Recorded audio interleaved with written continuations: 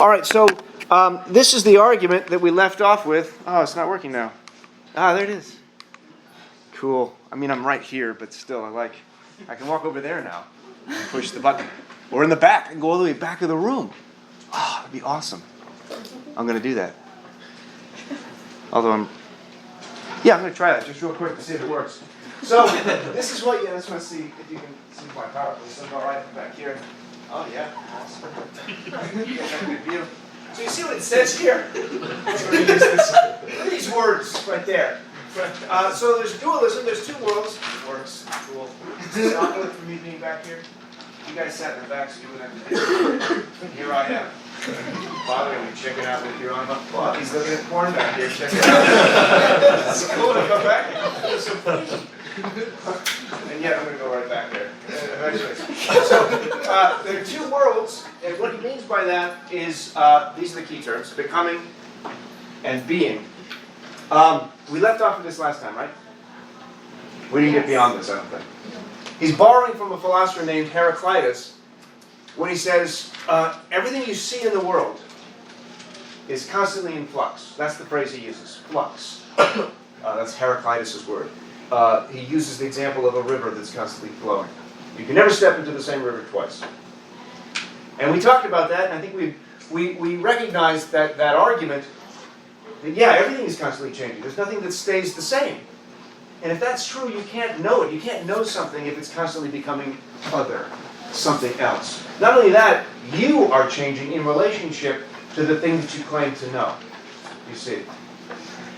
And therefore, knowledge seems to be impossible. But we do have knowledge. Remember, we gave examples of, this is interesting drawing here. We gave examples of circles and the triangles, and how we knew that one circle was better than another, and how we knew that all triangles have interior angles equaling 180 degrees, and so on. We knew that. You don't know it from experience. And notice this, my circles are gone. When I erased them yesterday or last class, I erased the particular circles, but did I erase circularity? No, I did not. Absolutely. Triangularity, trianglehood, didn't go away when I took away the individuals. And this is going to be confusing, but just bear with me as best you can. The realm of being is the realm of stasis, of unchanging. That's the realm of the archetypes, he'll put it, or of the forms. And the forms are the unchanging, perfect archetypes of all the other things that exist. So I know that one circle was better than another because I have prior acquaintance with the form of the perfect circle, of circularity. My incorporeal or non-physical soul has had prior acquaintance with the forms. And it's only through recollection that I can see that these two are not, that this one's better than that one. Or that this is an act of injustice. Even if I can't give you the positive definition of justice, I must have had some conception of what justice is to be able to say, that's not an example of justice. Or that's not love, or that's not beauty, or that's not equal, and so forth.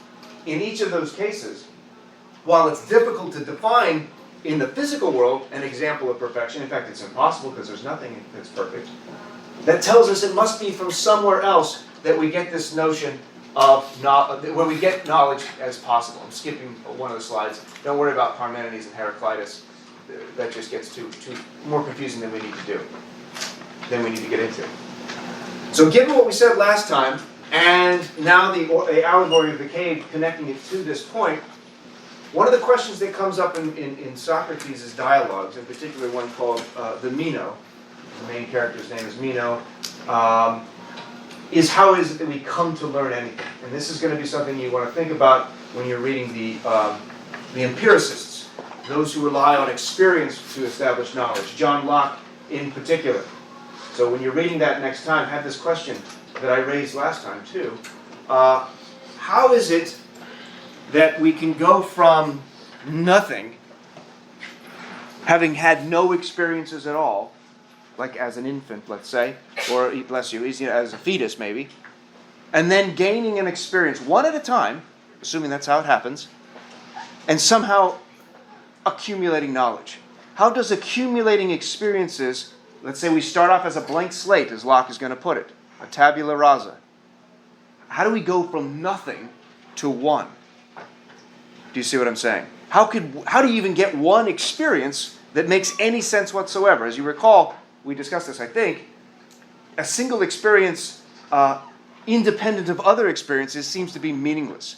If your first experience is completely meaningless because you have nothing to connect it to, because you never had any other experiences before it, then how can you build on one meaningless experience?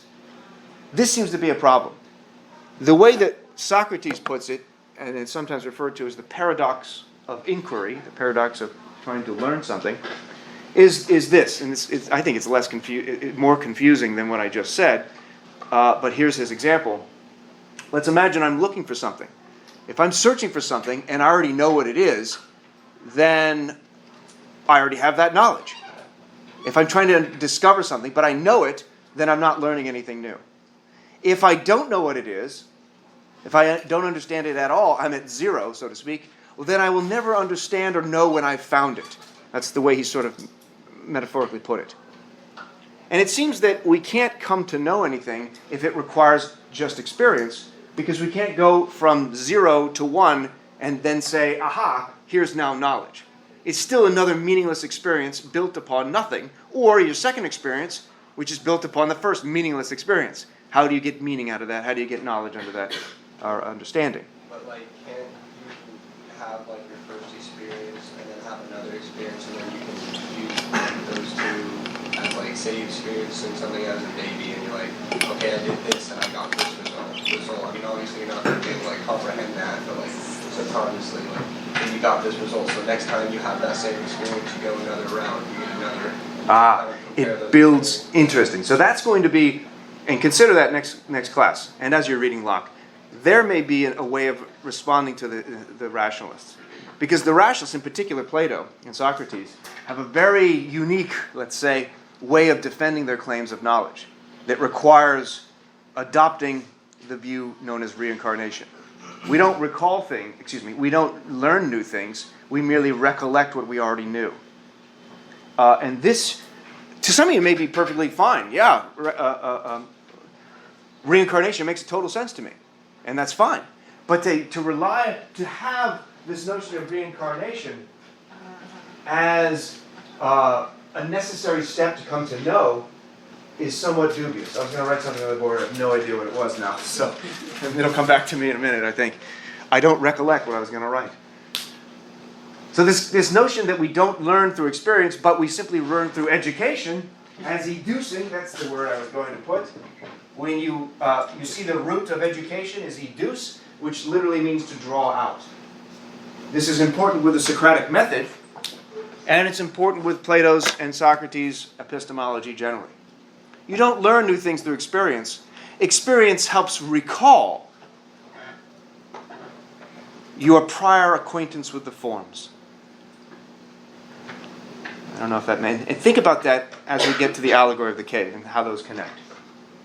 So, I saw a hand here and then here. Yes? Mine was just going to say, why can't it be self-referencing? If you have one experience that started on a big slate, it's not really an experience, but you have a second one, and those two can be self-referencing, therefore making one singular experience. So the first one's not really an experience, ultimately, because it's nothing. But the second one turns the first one into an experience. Makes it an experience. That's fascinating. In the philosophy of mind, there's studies of consciousness, and one view is that, and I tended to like it years ago, and I don't know now, but a higher order thought theory of consciousness, where a non-conscious thought can be made into a conscious one by having another thought directed toward it. And in fact, all conscious thoughts have at some point a non-conscious thought on that if you want, structure, so to speak. And there's a parallel there with experience. How can you, although it's different though, and we'll see why when we get to Locke. But I want you to consider, because I think both of you had a similar view, you can build upon meaninglessness, and somehow meaningfulness and knowledge can come out of meaninglessness, which is weird when you think about it. It's the same thing with consciousness. My cell, my neurons aren't conscious, but somehow my brain is, or I am. Maybe there's a parallel to, have you heard of the hive mind? Right? certain creatures, when they all get together, they act as if one mind, like bees and birds when they fly in patterns, and they all seem to move. Well, look at videos of this. It's astonishing. They all seem to be moving impossibly as one, but they're just paying close attention to the bird right next to them, or the bee right next to them, and they're paying attention to that one. The subtle movements get them all to be moving as if in unison. And somehow it appears that the flock is conscious as one. Maybe there's a parallel with non-conscious neural activity, and somehow consciousness emerges. And a parallel there could be there's meaningless experience, we'll put in quotes, that eventually becomes meaningful after you build upon it. That's how an empiricist might have to say we come to learn through experience. Maybe, we'll see. On another hand here, and then there, and then there, and then we'll move on. Okay, very good. So like with the flock and hive mind kind of deal, like isn't necessarily one part of the whole chain reaction have to begin? Yeah, that's interesting. I don't know enough about that. It's not like there's, you have the birds in formation, there's one in the front. It's not, I don't think it's like that with hive minds. Well, I mean, like if one person or one animal paying attention to one to the next, Yeah. doesn't one have to begin? Oh, I don't know. If that analogy holds, then we'd have to look to one neuron and say, here's where it is. This is where consciousness began, and everything's sort of built up on that. But I don't know of any neuroscience, for example, who would make that case. Or any philosopher, too. So maybe that parallel that I came up with is nonsense and unhelpful. So let's back off that for a moment. Return to it when we get to consciousness studies, but also with Locke, because we may be able to expand on that and improve upon that analogy. Go ahead. If you're going off of like prior experiences, like saying as if like you're like a child or a fetus, but somehow your genetics, you are built to have reactions to things, instincts, and can you not possibly learn from that? Like someone has to learn fire, you touch it, that hurts. Uh-huh. Whether you've had no prior experience, there's a connection there. So is it possible to say you can never have had experience, even though your genetics are a result from experiences in past? Are you saying that generations? genetically we're driven to know that fire is dangerous and that heights are dangerous, for example? Yes, like there's something in you that people have to learn that, but how could you learn that? Because essentially wouldn't that be a prior experience having that in you from past generations to But- like have that? But it sounds like you're saying both things, both rationalist and empiricist view. The empiricist view is you learn that fire is dangerous by first burning yourself, and you remember that experience. A rationalist would have to say you have already an innate, inbuilt concept of that. And here I want you to focus on that too with your reading of Locke. What do you think an empiricist thinks about innate ideas? That we're like computers pre-programmed with knowledge. Is there a difference between that, what we call knowledge, and mere instinct? Maybe we have a natural instinct to avoid heights, although I don't think infants do. I think they've done tests where infants at a certain age just walk over glass, even though it's potentially dangerous. They don't actually test them by holding them over a precipice, like Michael Jackson did with his child. It's kind of seeing like what does like experience entail? Is it what you do or is it what you already know? It would have to be, that's what's interesting. It would have to seem to be both. Because an experience not colored through any expectation whatsoever or any prior experiences seems to be, on the rationalist interpretation, completely meaningless. Just empty of any content. Just a buzzing, booming bit of confusion. Right? In the way that you would experience a new culture that you've never been to. But even that's a weak analogy because you still can make comparisons. I don't understand these words, but I see your gestures, which are similar to gestures in my culture. So you're already making connections. If you've never had any experiences, then the world is just a mass of scary shit. Maybe that's why babies cry when they first come out. What the hell is all of this? This is awful. And then they get, I don't know, doctors still spank to get them crying or something? If they're not breathing. Oh, so only if they're not breathing. Okay, it's not like they just hit them. Welcome to the world, you poor bastards. Yeah, and then here. Then I was going to ask for reincarnation. When you mentioned that, their view of reincarnation would not be of the spiritual kind, it would be more a genetic idea, where they're saying For rationalists? for rationalists. Right, well, not everyone accepts this as a rational. That's why we'll see with Descartes in a moment. He doesn't have to accept this. Okay. But Plato and Platonists argue that, so his theory of knowledge is deeply dependent upon a metaphysics, like what souls are. If there are no souls, then his theory of knowledge fails. Got it. So, and what is a soul? It's too much to get into now, but it's basically you. Remember Socrates was angry at his friends for crying because he was dying? So what? His body was dying, but his body's a prison. The goal of philosophy is to learn how to die. Because when you learn how to die, you get to see. You can see better. It's your physical body that gets in the way, that gives you only shadows. That gives you mere appearances, that gives you the realm of the constant flux. It is your mind that gets you to mathematics, geometry. And even mathematics and geometry, however, are limited because they're still dependent upon symbolization. They're still dependent upon physical stuff. Eventually, you get to the point where it's pure reason, philosophical thinking for Plato, in which you're only considering forms, the perfect archetypes of all that is. And this is repeat here, I don't have a positive, adequate definition of justice or love or beauty or something like that. But I can recognize that, let's say I see somebody mistreating a child. That's unjust. And then they might say, oh yeah? Well, what's justice? You can imagine somebody doing that. And they say, I don't know, but it ain't that. How can you do that? I know that circle's better than that circle. How do I know that? Because of prior acquaintance with the perfect circle. And your acquaintance with the perfect circle did not happen in this world, had to come from somewhere else. You see how that reasoning goes? That's my clicker. I could have just done that, but I want the clicker.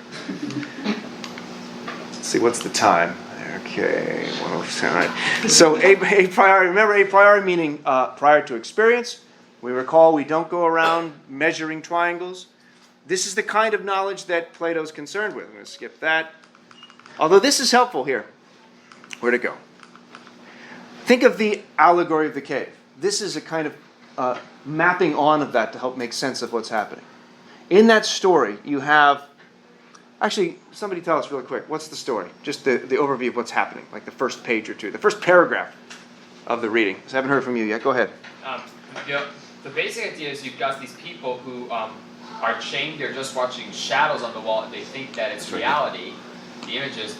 And then you try to just put them in the real world, and they have no idea what it is, because they try to associate everything with all those shadows. So in the end, they actually go back to what they were used to instead of trying to branch out. That's right. And we tend to do it. So that's largely what happens. They're trapped in the back of this cave, and they don't know that they're trapped, I guess. Kind of like elephants that have been trained, that their whole lives they've been tied up by a rope. When their little baby is tied up to a rope to a stake. And then they get older and they're huge, they're like 4,000 pounds, and they still use the same tiny rope to hold them up. They don't know that they can use their strength to crash through that. Because that's all they've known, is that, or maybe horses, that's a better example. I don't know if they do that with elephants. If you've been stuck in a cave your whole life and looking at shadows and taking the shadows as reality and having no inkling that there's an alternative possibility, you're going to take those shadows as real. You're going to hear images as real, or words, and you're going to hear noises as if they're coming from those images as real.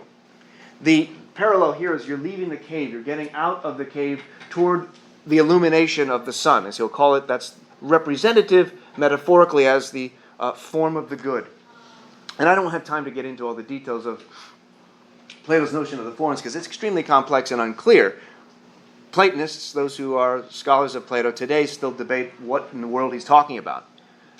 There's a form of justice, a form of beauty, a form of good, and individual physical things participate in those general claims, those general ideas. An individual person is beautiful to the extent that he or she participates in the form of beauty. When that person dies, or gets ugly, as Plato might put it, beauty itself hasn't gone away. When I've erased the circles, circularity itself doesn't go away. Equality itself doesn't go away by erasing the physical manifestations of it.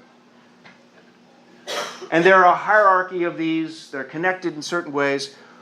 He's most interested in forms of the higher sort, and that's where we want to philosophically control access, so to speak. Although it's debated whether or not there is a form of tables and hair and dirt, which are interesting questions Plato himself raises, because once you've adopted that, the number of forms seems to increase exponentially. What?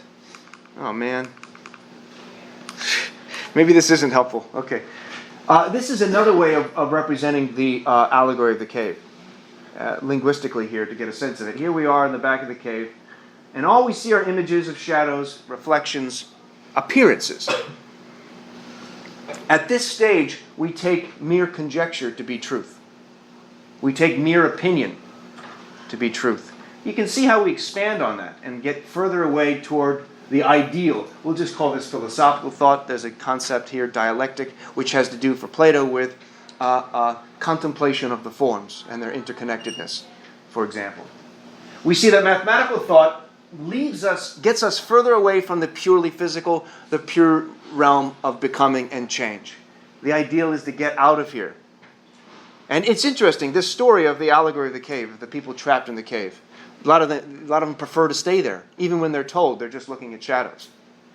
This is reminiscent of, this is analogous to, I'm going to skip through this, a number of other stories. A lot of movies, in fact, it seems borrow from this allegory. Could you think of some movies that are relevantly similar to what's going on here? The Matrix is a perfect example. And in The Matrix, one of the main characters wants to stay in there, even though he recognizes, oh, yeah, this is all shadows, this is not true, this isn't really steak. It's just the facade. It's just the appearance of steak. But you know what? I choose that over reality, which is terrible.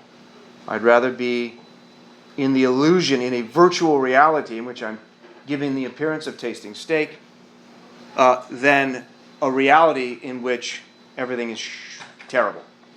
And some of us, maybe if you played the computer game, I don't know if they still do it, The Sims, where you actually live a life and work. You can have a day job, you can have a desk job in this game, The Sims, the virtual reality game. You can do it for hours. Some people do it while they're at work, in their cubicles, pretending to be in another job in a cubicle on virtual reality. And you might ask, what the hell is that about? And Plato would say, well, it's comfortable to some extent. And in fact, we get so comfortable that we might react in a very, perhaps unexpected way when someone comes along and tells us, hey man, those are just shadows. They're not actually representing reality. Go ahead. I feel like in the case with Sims, it's not as much about like being in a different reality, it's just the God complex of all humans. Where you feel like you're able to control something that you That's interesting. virtually. So we'll return to that. Please remember that. Write that down in your notes. Sure. For when we get to free will, because I think that's a significant connection I've not thought of before with virtual reality games and games generally, as having a God complex may be a bit strong, but it's relevant perhaps to our discussion of presuming to have freedom of choice and freedom of will. So I want to return to that example. I'll probably forget it, so just remind me. All right, so one of the prisoners escapes and recognizes, hey, these are puppeteers holding up puppets that are casting shadows on the back of the wall from this fire, which is not genuine illumination. It's not the source of genuine illumination. That's the sun. And yet these people who are like us, Plato says, are confusing the shadows for reality. When one of them escapes and gets up and, of course, is blinded, it's extremely difficult. It's extremely painful. In a literal sense and a metaphorical sense, it's blinding. It's kind of like leaving a 3-hour movie and then walking outside, and you still have with you the remnants of that let's say a science fiction film where you were suspending disbelief, and it's hard for you to get rid of that. And sometimes you still have the mindset of the movie or one of the characters in the movie you just left.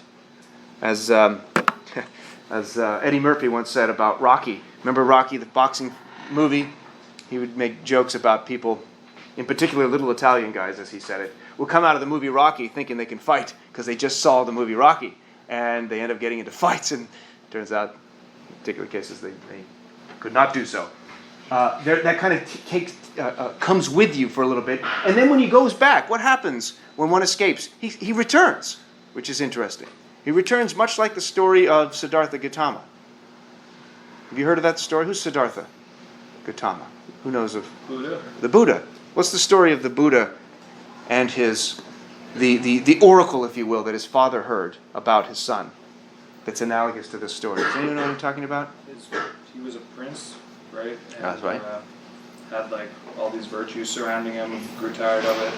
I think his father heard from a prophet that he would grow tired of them and leave his village, so he put him in seclusion, and he ended up leaving anyway, and Right. found that all the virtues he'd been surrounded with throughout his life were false. Good. So that's his father learned that his son Siddhartha would either become a great warrior if he remained shielded from reality. If Siddhartha remained shielded from death, sickness, old age, decrepitude. The morbidity of decrepitude was the phrase. It's one of my most favorite phrases. Morbidity of decrepitude. It's a horrible thing, but it's a great phrase. The morbidity of decrepitude. If he's shielded from all of that, he will become a great warrior and bring great fame and power to his family. If he's exposed to the realities of suffering, then he'll become a great teacher, which his dad thought little of, because what the hell's a teacher going to bring you? Teachers are lame. And so instead, he shields his son, as you said, he keeps him in a palace. He keeps him in a cave, so to speak. Except this is a really nice cave. He's got 40,000 dancing girls to do whatever. I don't know what that means exactly. He had all of the things he could want. He's kind of like the Truman Show, which is actually, I think I have on here as one of your suggested readings for today. No, it would have been for last time, the Truman Show. David Chalmers' The Matrix as Metaphysics was the suggested reading for today, so you can see how movies and stories relate to our readings. The Truman Show is an example in which somebody's born as a character in a movie, unbeknownst to him. Everyone else in the world knows that Truman is not living a genuine life, right? And he starts to recognize that he's not living a genuine life when he notices a studio light mysteriously fall from the sky. You know what I mean? One of those lights that you find in the studios. This is surprising. Instead of saying, forget it, I don't worry about it, my life is perfect, why would I mess it up? He tries to figure out what that was and get at reality, even though reality might be uncomfortable. And that's what happens with Siddhartha when he recognizes, hey, this palace life where I've gotten everything isn't true. It's a facade. I'd rather have the truth. Now, I don't know if you agree with that. I don't know if you think it's true that truth always is better. And this is a great a question raised by Stephen Colbert, comedian, in an interview with Neil deGrasse Tyson, which, by the way, is one of my favorite interviews of all time. It's about an hour and 20 minutes. It's at a small college. You can find it. I encourage you to watch the whole thing. It's very philosophical, very much science, it's wonderful. And Colbert asks Neil deGrasse Tyson, the scientist, is it always better to know? And Tyson answers this in a roundabout way, basically saying, yes, it is.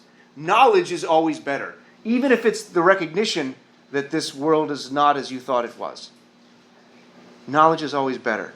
However, that doesn't seem to be the obvious reaction by people historically. Because what happens when the escaped prisoner leaves, recognizes what is the truth, has a spark of recognition of his prior or her prior acquaintance with the forms, goes back in and says, hey everyone, you're looking at shadows. What's the first thing that they do in response to that? Yeah. They're going to think he's crazy and argue back. They're going to think he's crazy. They do think he's crazy. Because why? Because they haven't seen the outside world yet. Right. They don't know what he's talking about. And also, they think he doesn't know what he's talking about because he's been outside, then he goes back in, he can't even see the shadows anymore because of his, you can imagine how that would be. You come inside from outside for a while, your eyes are not adjusted, you're not even going to see shadows, and you're going to lose. And they had contests about who can determine which shadow goes with which voice, for example. Well, you're not going to even be able to recognize shadows, and they're going to take you as insane. They're going to mock you, they're going to deride you, and even act violently toward you. Did anyone catch that? How odd that was? It was just passed over. And wouldn't they, what was it that they said? But also a reference to like Socrates kind of pestering and asking and actually kind of got him for it. And what do you mean got him? What do they suggest? They killed him. Yes. Yeah. And isn't that strange? When it's sort of in passing, right? And he would come back and he wouldn't be able to recognize the shadows. Don't you agree? Yes, I agree. And then wouldn't you imagine that they would respond with attempts to kill him? And then Glaucon, I think it was, says, yes, of course they would. I say, what? That's a very quick move. You're looking at shadows. Oh, really? We're going to kill you for that. How dare you tell us we're looking at shadows when we think we're looking at reality? Did that seem weird to you that it went that quickly? That's his point. Is it historically accurate by any chance? Are there parallels in which Someone was trying to say something that's different from what was presumed? Well, maybe they overlooked it because if the point of philosophy is to learn to die, they might not think of it as such a dire thing. It's more of like he gets to go back. Oh, Like maybe they overlooked it and they didn't think. I much of it. see. Well, that's an interesting point. I don't know if we want to take too far that notion of point of philosophy is to learn how to die, because there's a parallel with Buddhism too. Because the Buddha goes back to help people. He doesn't. When he achieves enlightenment, he doesn't go off and become the Buddha, so to speak. He remains and tries to help others achieve enlightenment. And Socrates is doing this too. And for Socrates, you know, dying is the separation of self from body, but the self is, the body is owned by the gods, so to speak, for Socrates. So to kill it, suicide, is to do damage to the god's property. That's one of the reasons he didn't commit suicide prior to him being required to by the state. But they feel threatened, it seems. And let me show you what's not happening. What's happening when that escaped prisoner goes back and tells them they're just looking at shadows? That is a different scenario than the following. Somebody walking in this room and saying, "Hey everyone, you think this is all real? You're just batteries hooked up to machines. You're in the Matrix." And then they just walk out and leave. You're going to laugh and say, "Dude's nuts." Nobody's going to chase after him and try to kill him. I hope. But what's happening here, presumably, is an inkling that the escaped prisoner is correct. A big enough inkling that we might say that web of our beliefs is, or that foundation, there's different ways of looking at your structure of beliefs. If you're told and you come to recognize, oh, it might be true, that what you took centrally to be reality is in fact false, then a foundation of your system of beliefs might be lost, and the whole system comes crumbling down. This is true for the web of beliefs, where it's not a big deal if somebody on the periphery tells you, "Hey, you know giraffes? You thought that was one species? Turns out there's 5 species of giraffe. Did you know that? Wow, crazy." You just changed that belief. That's a peripheral belief. Your identity, your sense of self, isn't tied up with the number of species within the giraffe population. You understand what I mean? That's a peripheral belief. You have new evidence that changes your mind. In fact, maybe your mind has changed about it right now just from hearing me. Do you buy that, what I just said, or do you think I just made that up? I heard it somewhere. I think it was on NPR. It's good enough. It's a decent source. Look it up. I'll misplace the burden of proof here. Look it up about the giraffes. But if it turns out you have evidence enough to change that view, no problem. But if it's a fundamental belief upon which so many other beliefs rest or are connected, you can imagine having that removed, torn out, and that fundamentally changes your worldview. And a lot of people don't like that. In fact, some people will respond with violence to maintain their comfortable worldview, even though they might suspect it's wrong. Go ahead. I feel like that's kind of like exactly what war is. Like, if there's another country that believes something different than us, we're like, might as well just kill them. Like, have a war against it so we can, like, be the dominant ones and be right, you know? Yeah, and it usually doesn't, I think there's something to that. This is, although it's never framed that way. Why are we going to war in Iraq? Well, because we disagree with their belief system. Well, that's a weird reason to go to war. You wouldn't say it that way. And I'm not saying that that's indeed why the Iraq War happened. But in any case, we might say that war is a result of a disagreement of ideas. Sure. Now, there's debates about what the content of those ideas are. Our belief in freedom is against your belief in tyranny. And if you're not going to be stopped because you're tyrannizing everyone, we're going to use force to stop you. We might try to give a more positive slant on it. Although I'm reminded of Schopenhauer, German philosopher of the 1800s, who says that all truth goes through 3 stages. Now, this is exaggeration, but consider it. First, it's ridiculed. And you can see this in the development of religious ideas, and prophets especially. They're almost always ridiculed initially. Then they're violently opposed. All truth goes through 3 stages. First, it's ridiculed, then it's violently opposed, and third, he says, it's accepted as self-evident, which is way too strong, but you kind of get what he's trying to say.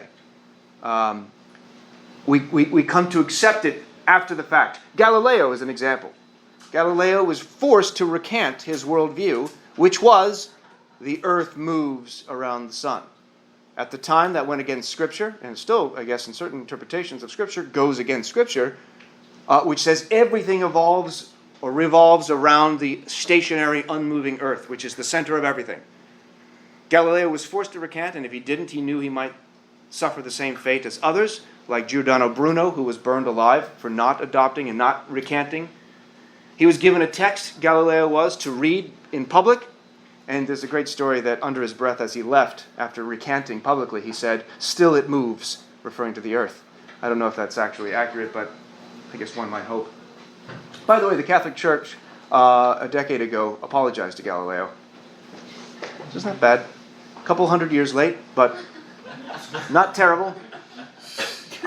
So he was concerned about that. It's a matter of belief and a matter of maintaining our comfort, even in the face of potentially holding a false worldview. That's part of what Plato's talking about here. This is why I have the Plato on the forms, epistemology, education, ethics, and politics, and a lot more. This allegory is a great introduction to philosophy because it gets at political ideas. What's the best way to run a government? Well, with philosophers at the top. Why? Well, because they have prior acquaintance with and have an understanding with the forms of the good, and therefore they're going to know the difference between right and wrong, according to Plato, and therefore they're the ones who should rule. They're the ones who've taken the path of education out of the cave. You see that with respect to ethics as well, how this is going to be a connection to moral theory related to virtue and justice as they're connected. And theories of knowledge, of course, is what we're talking about here. So here I'm going to transition into Descartes, the reading for today, and note the difference in their two worldviews. They're both rationalists. They both rely on a priori reasoning to get to knowledge, as justification. It's just that Plato relies upon the requirement that we get knowledge not of this world, but from prior recollection, prior acquaintance, as he says, with the forms, the perfect instantiations of all the physical copies of the things we see. That circle there, which is representing the web of beliefs, that's merely a copy of the form of circlehood. Descartes doesn't have to do that. He doesn't have to invoke what might be an otherwise complex metaphysics that takes with it too much baggage. Because again, if I'm going to justify my epistemology based on my theory of reincarnation and my soul having access to the forms, I've got to first defend the claim that I have a soul, that it's been reincarnated however many times, and that there are such things as forms. Those are three huge stumbling blocks that require a great deal more argumentation. And many Platonists do take on that burden. Descartes, not a Platonist in that specific respect. However, here he is, dapper fellow. He does argue from a rationalist perspective. He does argue for the idea that knowledge is possible, and knowledge counts only if a very, very high bar is met. It's not experience, as we'll see. It's a priori reasoning. This image makes him look a lot, I don't know, he's so frustrated there. Notice he's in his bedclothes. This is probably around noon. He rarely woke up before 11 a.m., and when he did, he would just stay in bed, I'm told, and think. Meditate. You have today, the readings are called the meditations. Not in the Buddhist sense, or at least not in the meditative prayer sense, or even in the meditative notion that toward enlightenment sense, but simply the deep thinking sense, in the sense that he's considering a philosophical problem and deeply thinking about it. I should note, real quick, I don't have time to go into much history about him, but he's a very fascinating character. He was very sickly. He got ill all the time. He liked to sleep a lot, and he had a lot of jobs that enabled him to go in late and do a lot of it lying down, apparently. Until one day he got a job offer from Queen Christina of Sweden to be her private tutor. And he took it because who wouldn't do that? But she liked her lectures at 5 a.m. And it was very, very cold there. He wasn't used to it. He took the job, but 5 months later he died. Now the moral here is, if you have a job that starts like at 7 or even earlier, I suggest telling your boss, no, Not doing it. People have died. And then you can point to Descartes and say he died because of that. Look at how angry he is there. Because he had to wake up. All right. Don't need to write this down. But consider what Descartes is dealing with at his time. This is not chronological, keep in mind, right? We jumped from Socrates and Plato all the way up to the 1600s with Descartes. This is more thematic than it is chronological. But notice the same type of problems are occurring. Descartes is responding to the same kinds of worldviews, skepticism in particular. Plato and Socrates were dealing with relativists and skeptics and trying to establish that knowledge is possible. And Descartes doing the same. And it's tough. The skeptics always come back, and it's hard to refute when they say things like, as Montaigne does, a contemporary of Descartes, to judge of the appearances that we receive from objects, well, we need some judging instrument. How do I know that my perceptions are accurate? I have to find some way of judging those perceptions. To calibrate the instrument that's used to judge my perceptions, we need an experiment. How do we prove it? To verify the experiment, we're going to need some instrument. And we're going around in a circle. This is part of the problem that the skeptics raise. And you see it not just with what's known as the problems of circularity, but you can also see it in what we showed last time. Just a reminder, the skeptics seem to challenge the idea that we can know things, especially if knowing that D, in this case, let's say, is a proposition, it's a belief, and I know that D is true because I'm supporting it with, I'm holding it up with C. We're not done, of course, as we remember, because if C is not itself supported, then D is not.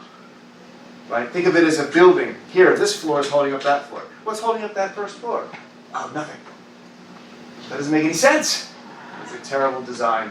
It's just floating on air. So C has to be supported, and that's by B. And if B is true, it holds up C, and if C is true, it holds up D, and so on. But what holds up B? A. And on it goes. And what's the problem? If it goes on forever, it's called a... What's it called when it goes on forever with no end? Infinite. Did I give you this before? Infinite regress. The skeptics are going to say that you never can achieve justification because it requires an infinite number of other claims. It's either circular, as Montaigne shows in this case, or there's an infinite regress. And if it takes an infinite number of claims to support one claim, or an infinite number of beliefs to hold up one belief, then knowledge is impossible, because no finite being can hold an infinite number of beliefs. So, what Descartes is going to be looking for is a foundation, new one. That's too bad.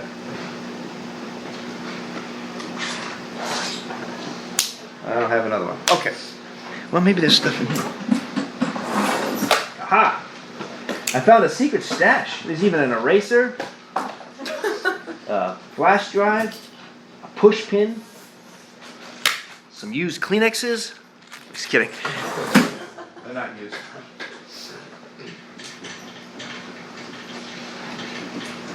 So, what Descartes is going to look for to halt the infinite regress, to respond to the skeptics, is a foundation for our web of beliefs or for our structure of knowledge. And in that way, he's called a foundationalist. He's also known as the father of modern philosophy. Don't need to write this down, but just get the sense of what I'm talking about here. It's not from the reading you had today. This is from his discourse on method. And he gets us to think in a way that... There's a number of reasons why he might be considered the father of modern philosophy. This is one of them, these particular principles of thought that he considers. He says this, the first principle: never accept anything as true if I did not have evident knowledge of its truth. Evident knowledge of its truth. What does that mean? Avoid precipitate conclusions. In our language today, we'd say avoid jumping to a conclusion. A hasty conclusion without justification for it.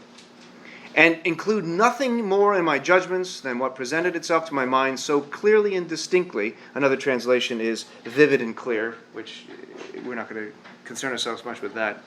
That you had no occasion to doubt it. How can I know that this claim is true?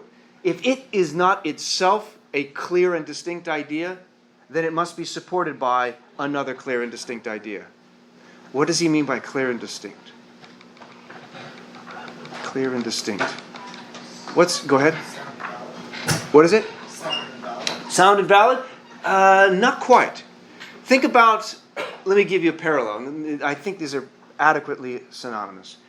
Some of the founding documents of the American government, there's a phrase that you might know that I think is analogous to or synonymous with clear and distinct. It starts off with, we hold these truths to be self-evident. So self-evident is a close parallel to what Descartes is talking about with clear and distinct. What's an example of a self-evident truth? Well, what's the rest of that sentence? We hold these truths to be self-evident, that all men are created equal. Boom, self-evident. What does self-evident mean? It's true the moment you hear it and you understand the words. You don't need any argument. You don't need further evidence to be convinced. It's true by just hearing it. Self-evident. Once understanding the words, the evidence is already present.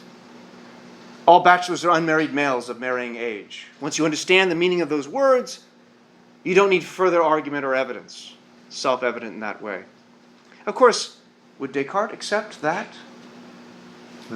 all men are created equal is a clear and distinct, a self-evident claim? Were the founding fathers correct when they said that? Is it true by simply understanding the words that all men are created equal? So probably not. There's a whole war over it. Again, going back to, we believe this, you believe that, let's fight. To your earlier comment. And what does created imply? That there's a creator. Is that self-evident? Is it self-evident that God exists? If it were, why would there be a whole section called philosophy of religion? Why would there be so many different religions? If it were self-evident. There's not agreement on that matter. And so it's not self-evident. So, it's subtle. So, that doesn't count as self-evident. Self-evident is something that we might stop our regress. I might have certain beliefs that are themselves not self-evident or clear and distinct, but they're built upon other clearer beliefs.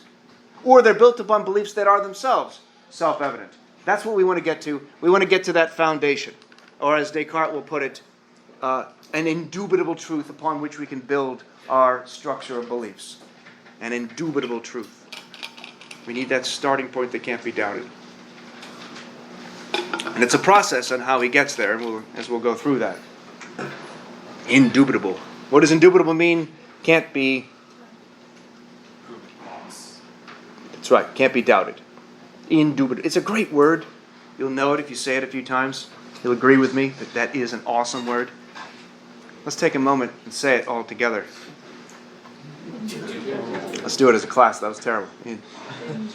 Indubitable. Say it a few times and you're like, yeah, I love that word. I want to hear people saying it just in everyday conversations. I think it should come back. You don't hear it much in even people walking down the halls. How you doing? Indubitable. It's just totally wrong way of using that word, but it doesn't matter. Should we greet you like that if we see you elsewhere? Well, I want it to be more organic, where I get it back into the culture. People just start saying it because it's a rare term. Of course, maybe that might kill it if it becomes no longer rare. What? Why is it doing that? Sorry. This clicker, as great as it is, it's skipping ahead. So here's the full title of the reading. Meditations on First Philosophy, wherein are demonstrated the existence of God and the distinction of soul from body. That's a long title. We're going to be interested in some of those arguments after the first test. What we're interested in here, in the readings you had for today, specifically on his refutation of the skeptics. He's not a skeptic, although it's going to sound like he is. And it's one of the first peer-reviewed texts in the history of philosophy, at least. And the reviewer, one of the first reviewers in the world, this doesn't seem to work at all.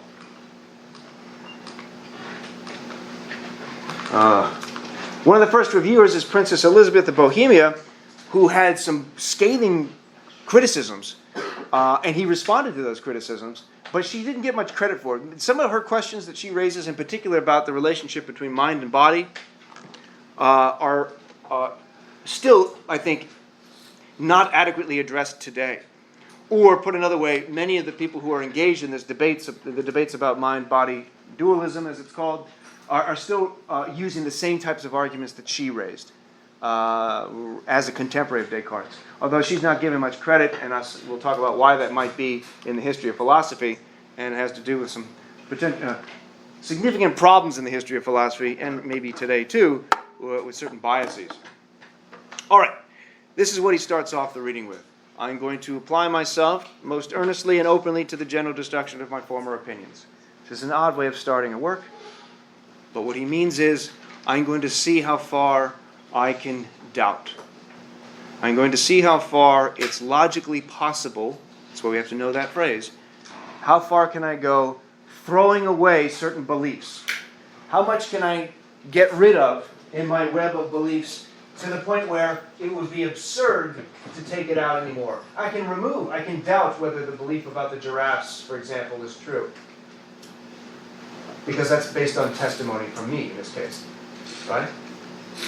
You can, that belief that you now have, the giraffes are actually comprised of 5 species, that's on the periphery of your web of beliefs.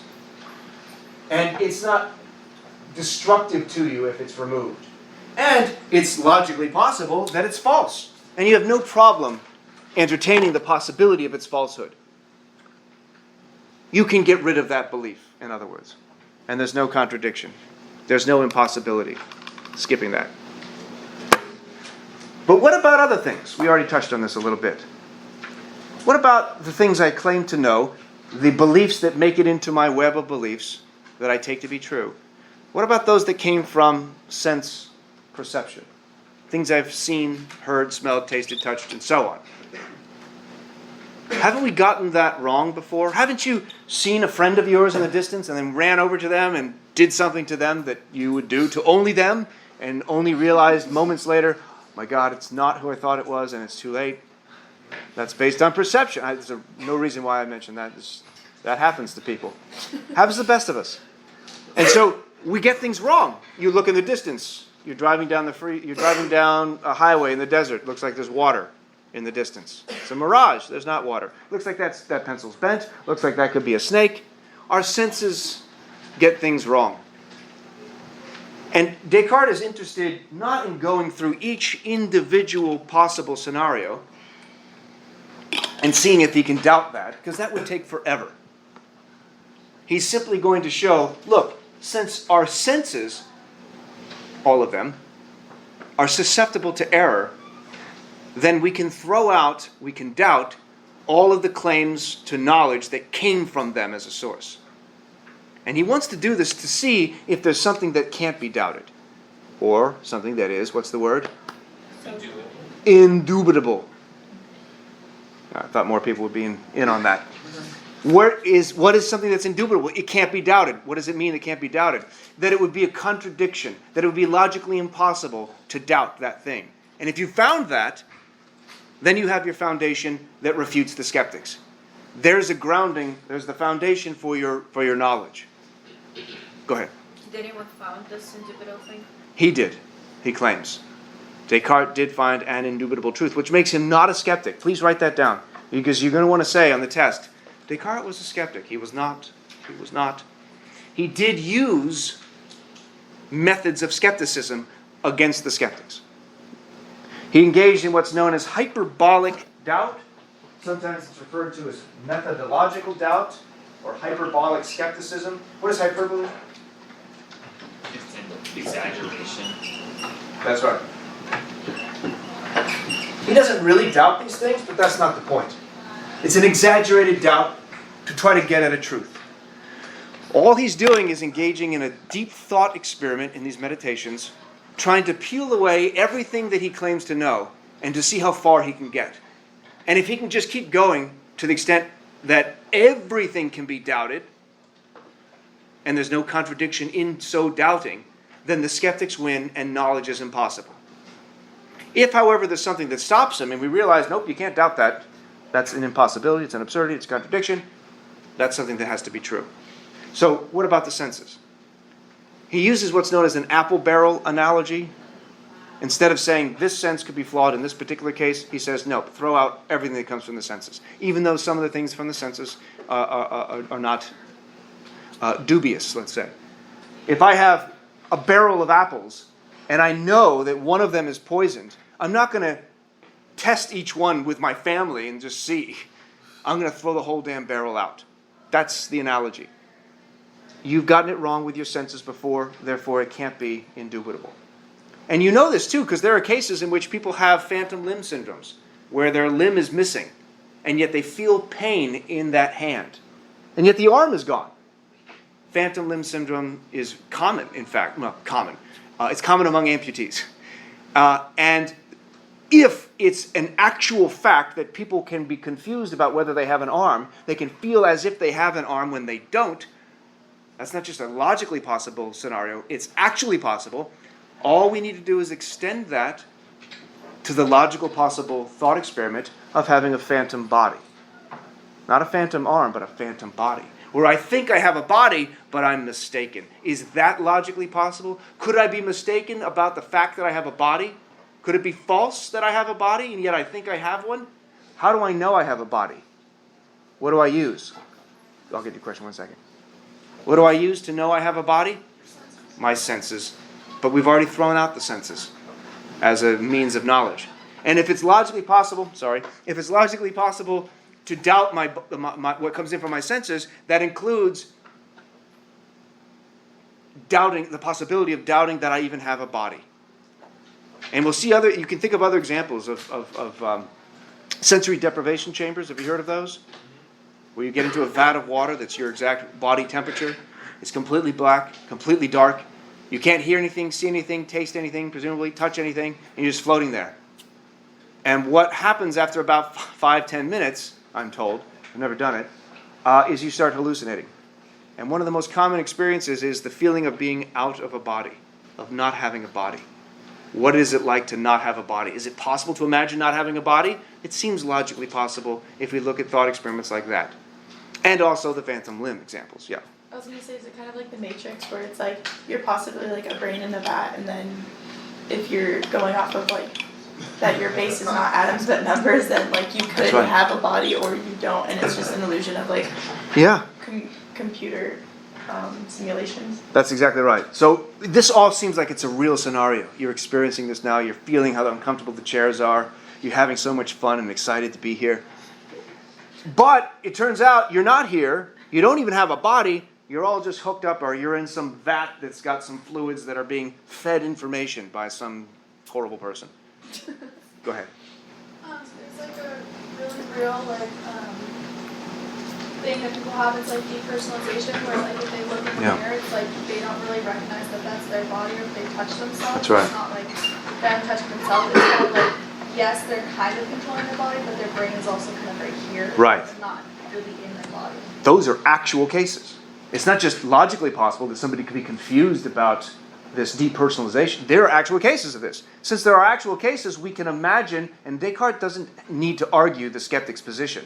And here's why it's true that you are a brain in a vat, not what he's doing. All he needs to show is to vindicate a skeptical stance is that it's logically possible that this scenario is the case. Keep in mind the burden of proof. If somebody really thinks this, the burden of proof is on them. Existence is really just a hologram, or we're really just the idea in the mind of an alien. Fine, that's possible. But you have the burden to show it. Descartes' not attempting to show that. He's attempting to do the opposite by using skepticism to get to his point. So, how much can he peel away? It seems like we can peel away a lot. It's logically possible to doubt all that comes in from our senses. However, and there's the Matrix. Did you just mention the Matrix? Right, this is actually from the Matrix. You don't need to write that down. We see another parallel. It's logically possible that everything you take to be real is merely a simulation. You've been plugged into a computer. How would we know? Which is connected to this other question. This is Mussolini. I don't know why I chose that picture. Even though it may be possible to doubt everything that comes in from our senses, I could still know certain things like who I am, Descartes thinks. But then he immediately checks that by saying, wait a minute, the skeptics have this move as well. I might think I'm Napoleon and be mistaken. there are instances of people thinking they're somebody other than they are, right? By the way, actually, it just occurred to me, your example of depersonalization, those are rare, but it's not rare instances in which anyone like us could be put into a what do we want to say? A situation in which we have our hand in a particular place, but our arm is covered, and right next to our arm is a dummy hand that's available. And when you move your hand, the other hand moves a bit. And I don't know exactly how the studies go, but then you get to attach yourself to that other hand, and it feels as if it's yours. And then when the scientist, I guess, he gets a hammer and smashes the other hand, you freak out as if it's yours. So that's something that's not abnormal. That's something that pretty much anyone who undergoes that study would engage in. So you lose a sense of what is you and what is not you. And we'll talk more about that when we get to mind and body debates. Yeah? In that test, you know if they react when the hammer hits the hand or as they're swinging? I don't know. So you know about the studies I'm talking about? Yeah. And there's something we do with mirror neurons too, which I'll talk about because it's a fascinating discovery about how the neurons and the motor cortex of our brains can't seem to tell the difference between our body, ourselves, and other people. They activate as if we're engaging in particular activities, even when it's another person that's doing those activities. I don't want to get into that now, it's too much. But just note it's very interesting. We'll come back to it with the mind and body debates. Okay, anyway, it may be the case that we can doubt everything from our senses, but surely I know who I am. Not necessarily. I could be mad, I could be insane. Beyond that, I could be dreaming. How could I establish truth or falsity of claims if I can't tell whether this is a waking state or a dream state? As he puts it, I see so plainly that there are no definite signs by which to distinguish being awake from being asleep. This is not a new idea. This goes back, at the very least, to the Taoist philosopher Chuang Tzu, who once said, there's a fine line between me, Chuang Tzu, dreaming that I'm a butterfly, and a butterfly dreaming that I'm Chuang Tzu, right? That distinction between dream state and waking state, here he is, there's Chuang Tzu. Or is this Chuang Tzu? Actually, I noticed he looks a little bit like a butterfly there. So this is not a new idea, but he's invoking it to show again, perhaps the skeptics have some pull. And like the phantom limb thought experiment we did, phantom limbs are real, that actually happens, causally possible. We extended that to a thought experiment to imagine a phantom body. Go further with this. You've heard of false awakenings, right? And you probably had them. What is that? You wake up. You start dressing. Start brushing your teeth. And then you wake up. It's the second waking up. It's the second one that's the actual waking up. The first one was a false one. But you couldn't tell the difference. And granted, it may have only been for a couple of seconds or minutes. Who knows? That doesn't matter. The fact that it actually happens is all we need. And you cannot tell the difference in those two scenarios between a waking state and a dream state. All we need to do, as we did with the phantom limbs, is extend that thought experiment to all of this could be a dream state. How would you know the difference? And if all of this was a dream state, everything you take to be true, of course, is not going to be. You could all be actually at home, comfortable in your beds, not actually in this classroom. How sad that would be for you. Be sleeping in your bed so warm and cozy. Wouldn't that be lame? We're almost done. So, however, Descartes thinks, even if my senses could be deceived, and I can throw out everything that comes from my senses, even if it's possible I don't know who I am, I'm mad, even if it's possible that I can't tell the difference between waking and dreaming states, still 2 + 2 = 4. Not necessarily. I couldn't find another image to make sense of this. This is God, Jesus, saying, you fools, you thought 2 + 2 is 4. It's not, it's 5, or something else. But notice he only does that very, very briefly, Descartes, because he's aware if he maintains that view, he can get in trouble. So instead of God as the deceiver, Descartes imagines the possibility of an evil genius. And by the way, after this thought experiment, it seems all philosophical thought experiments have something malevolent in them, something evil. And I think it's Descartes who started this. So he says, I will suppose not a supremely good God, the source of truth, but rather an evil genius, supremely powerful and clever, who has directed his entire effort at deceiving me. I will regard the heavens, the air, the earth, the colors, the shapes, the sounds, and all external things as nothing but the bedeviling hoaxes.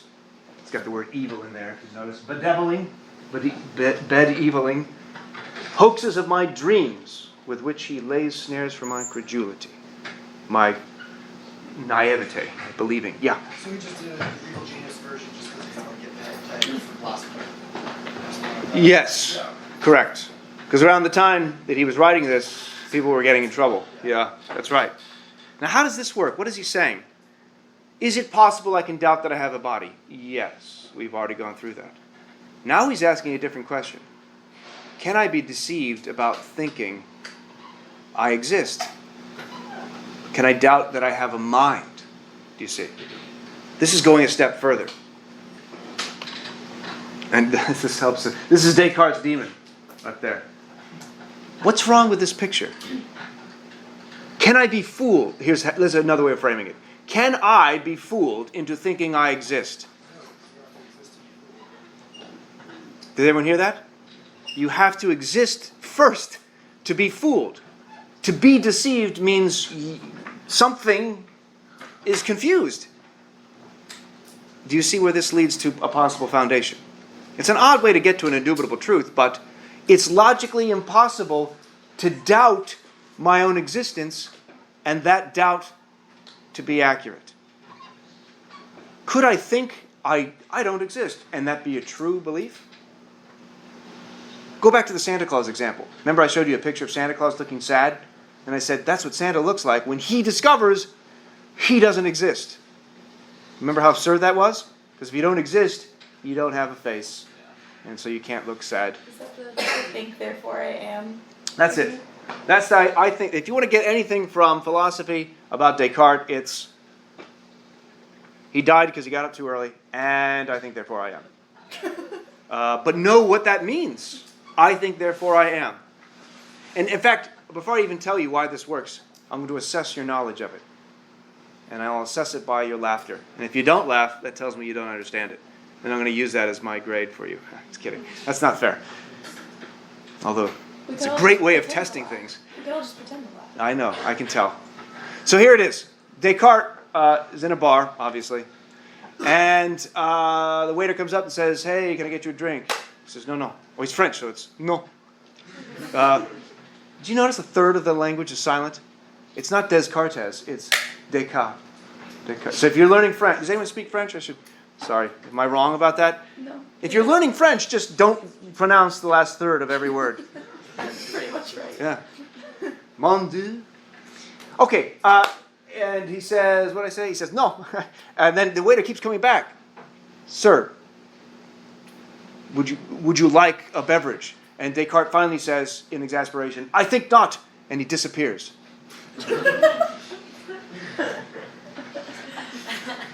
All right. I'm marking down who's going to get who. All right. Does everyone see how that works? Because I think, therefore I am. And if he stops thinking, actually notice that joke logically is nonsense. That's not actually what Descartes is saying, now that I think about it. Descartes says, I think, therefore I am. Because if something thinks, let's put it into a deductive argument. If something thinks, then that thing must exist. Descartes thinks, therefore Descartes exists. Or another way, categorical syllogism. All thinking things exist. Descartes is a thinking substance, a res cogitans, as he puts it in Latin. Therefore Descartes exists. But notice that's not what's happening in the joke. He stops thinking. Descartes doesn't say you only exist if you think. He's saying if you think, then you exist. Because otherwise, this table doesn't exist. Why not? Because it's probably not thinking much. But that's absurd. So that joke sucks. I just realized. Forget I said that joke. And it's not. You're no longer being assessed on that. But in any case, the argument goes like this. We'll have to end with this. This is the crux of it. If an evil genius can make me doubt my own existence, then, aha, I have to exist. As St. Augustine, 1300 years prior, famously said, although not famously enough to get credit for it from Descartes, to doubt is to exist. He didn't go into further argument into it, though, as Descartes did. There's a couple of hands I want to get before I finish up here. Anyone? No? I was just going to say, so that same idea wouldn't extend out to anything outside of you, so you could exist. That's very good. Great point. I think, therefore, I exist. I can't be deceived into thinking I exist when I really don't exist, because I have to first have the doubt, and a doubt is a thought. And to doubt my existence implies my existence as a thinking thing. Think of it in this way. I'm the evil demon, and you're all my friends, and I say to you, hey y'all, look, because we're all from Texas. Look at Descartes over there, thinking he exists. I fooled him. Idiot. What would you say to me? What am I pointing to? He does. He either does exist, and I'm wrong, because I'm pointing to Descartes, or I'm pointing to nothing, because Descartes doesn't exist. And so you should be asking, what the hell are you pointing to, evil demon? There's nothing there. You couldn't have fooled him into thinking he exists unless he's already there to exist. To be fooled, rather. Is it like that scene in The Matrix where the little girl has a spoon? She's like, there is no spoon, but there is, because in that sense, you see it, so you believe it in that world. Past the spoon in that one, that would. What? She's actually trying to look past the spoon. That there is no Oh. actual spoon. Like Magritte, this is not a pipe. You know that painting? There's a lot more to that than I can get into. I have to end with I don't know to that question. I'll come back to that perhaps. So, and we'll also to your point earlier. What does this get us? It gets us at a foundation. I exist. Not you exist. I don't know whether you exist yet. He's going to have to build all that back up, which tells us I have a little bit to wrap up before we get to Locke. Keep up with the readings. There could be a quiz. Who knows? And I will see you on Monday.